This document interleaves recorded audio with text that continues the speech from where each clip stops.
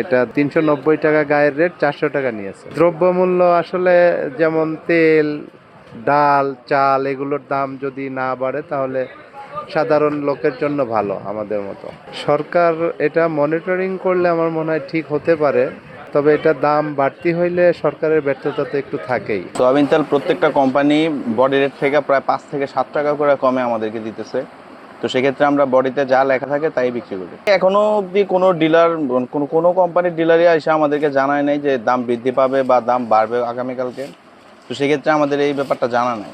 আমাদের দেশের অবস্থা হচ্ছে যে জিনিসটার ক্রাইসিস একটু বেশি, ওই জিনিসটা বিক্রি বেশি হয়।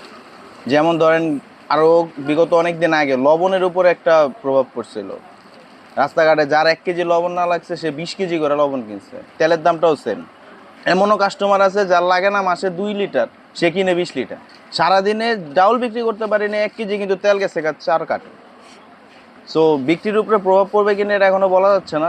যদি সংকট পড়ে তাহলে সেল আরও বেশি হয়, কাস্টমার আরও বেশি চায়। যারা দেখা গেছে যে চাকরিজীবী, নিম্ন মধ্যবিত্ত, তারা আগে যখন 5 লিটার নিত এখন 2 লিটার 1 লিটার নেয়।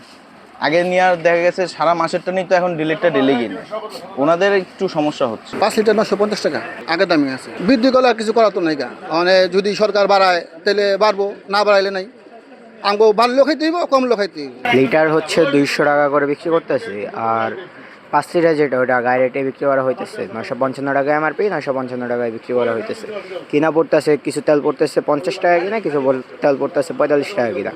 এরপরে রূপচাঁদা তেল যেটা, ওইটা আমাদের প্রত্যেক সপ্তাহে 30 কার্টন করে আসে, যেখানে প্রত্যেক দিন 30 কার্টন করে যাওয়ার কথা ছিল, ওখানে 30 কার্টন আসে প্রত্যেক সপ্তাহে। কারণ কি এই সপ্তাহে 30 কার্টন আসছে, সামনের সপ্তাহে 25 কার্টন আসতে পারে।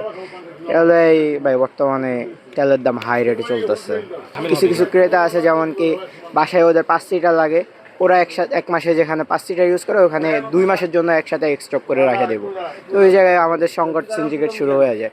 তাই আমরা পারি না যে 5 লিটার তেল বিক্রি করতে। আমরা 10 লিটার তেল, মানে আপনার সাথে আরেকজন আসছে, আপনি বলছেন আমি 5 লিটার এই দোকান থেকে কিনবো, তুই 5 লিটার ওই দোকান থেকে কিনবি। 10 লিটার যেখানে আপনার 1 মাসে লাগতেছে 5 লিটার করে 950 টাকা করে 5 লিটার। দাম বেড়েছে, এখন তো স্টকটা চাপ হবে।